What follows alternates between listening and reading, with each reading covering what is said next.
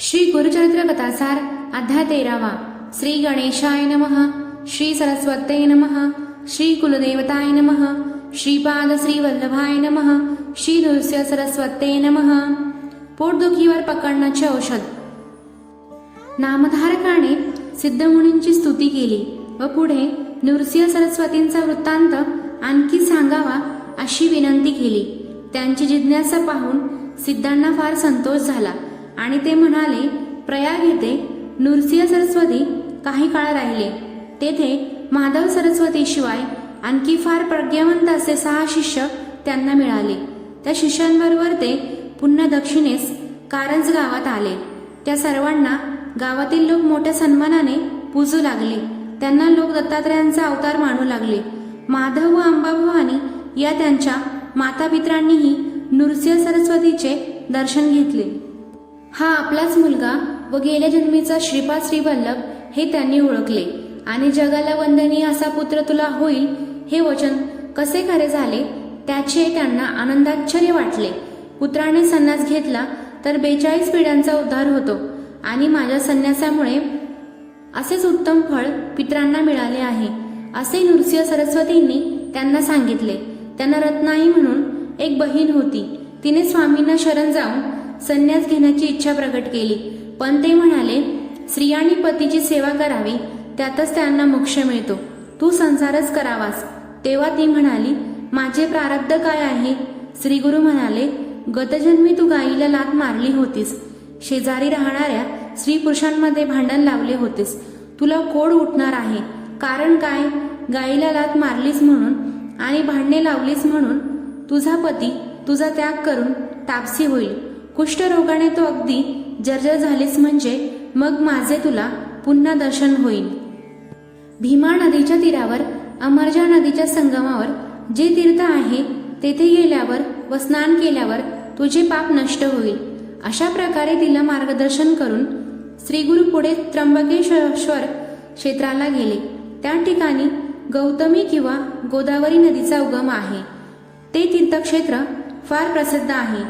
त्या क्षेत्राची महात्म्य कथा मी तुला संक्षेपाने सांगतो। असे म्हणून सिद्धाने नामधारकाला त्र्यंबकेश्वरी गौतमी नदीचा उगम कसा झाला ती कथा सांगण्यास प्रारंभ केला।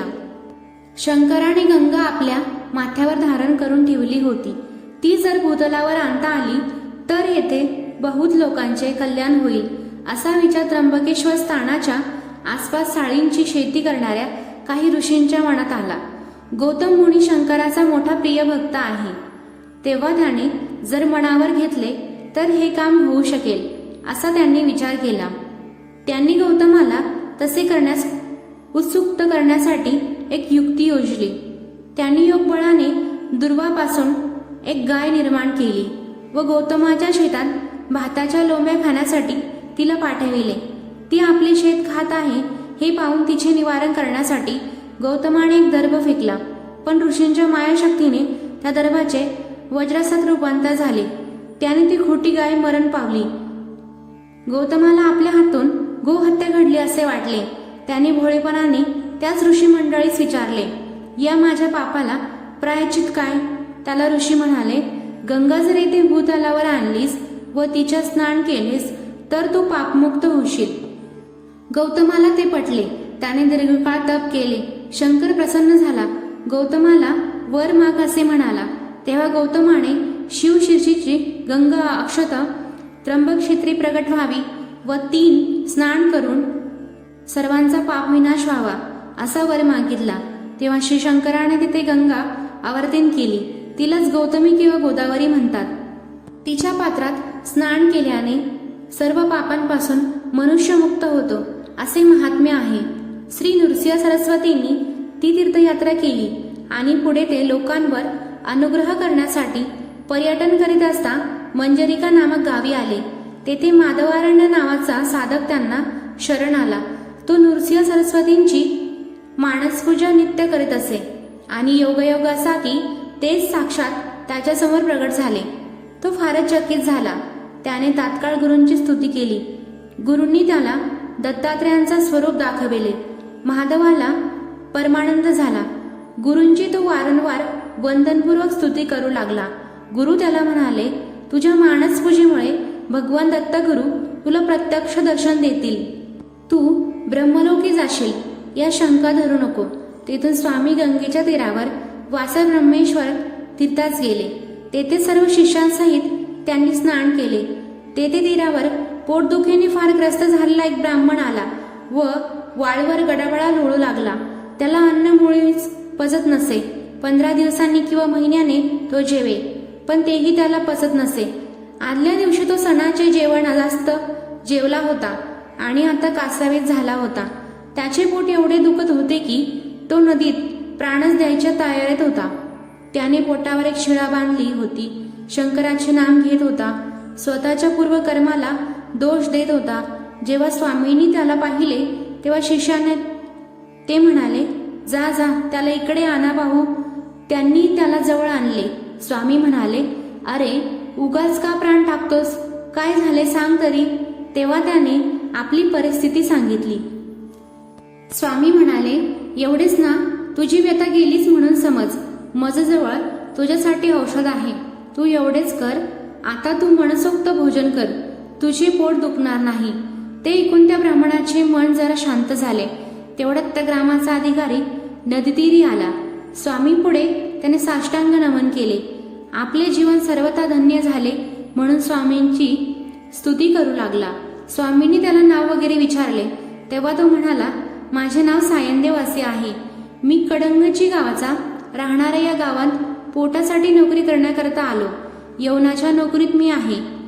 स्वामींनी त्यांनी उद्धार करा, मला मुक्तिमार्गाचा उपदेश द्या वगैरे विनवणी केली. तेव्हा श्री गुरु नृसिंह सरस्वती स्वामी म्हणाले, हे पहा, हा येथे जो ब्राह्मण आहे त्याला भरपूर जेवायचा उपाय मी सांगितला आहे. तू त्याला उत्तम भोजन दे. त्याला अन्न दिले तर त्याचा प्राण जाईल आणि मला ब्रह्महत्येचा दोष लागेल असे त्यावर सायनदेव म्हणू लागला. तेव्हा तू त्याची चिंता करू नको, याला भोजनानेच बरे वाटेल असे स्वामी म्हणाले. सिद्ध नामधारकाला म्हणाले, नामधारका, आम्ही त्यावेळी तेथे होतो. श्रीगुरूंनी असे सांगितले व ते स्वतः भिक्षेस गेले, तेही त्या सायनदेव विप्राच्या घरी. तेथे सायनदेवाची पतिव्रता पाणी जाखाई हिने गुरूंचा परमादराने सत्कार केला, पूजा केली आणि शिष्यासमवेत सुग्रास अन्नाचे भोजन दिले. अत्यंत श्रेष्ठ अशा सत्संगीत त्याच्या पंक्तीला तो जठरशूल झालेला विप्रही होता. तो गुरूंच्या आदेशाप्रमाणे नीट जेवला. त्यावेळी त्याची पोटदुखी एकदम बरी झाली. ही गोष्ट मी स्वतः पाहिली आहे बरे. भोजनाच्या वेळी सायनदेवाने गुरुबरोबर आम्हालाही वंदन केले. गुरूंनी त्याला संतती संपत्तीचा व दीर्घ आयुष्याचा वैभवाचा आशीर्वाद दिला. भोजनाचा थाट काय वर्णावा. श्रीगुरूंच्या सानिध्यात सर्वजण खरोखरच तृप्त झाले आणि ज्याला अन्न म्हणजे शत्रू झाले होते त्याच विप्राला भोजन करूनच बरे वाटले. त्याची व्याधी गेली. नामधारका, गुरूंचे चरित्र व गुरूंची लीला खरोखरच अलौकिकच आहे. अध्याय 13 समाप्त. फलश्रुती. हा अध्याय नित्य श्रवण व पठन केल्याने सर्व प्रकारच्या पोटाच्या व्याधी नाहीशा होतात.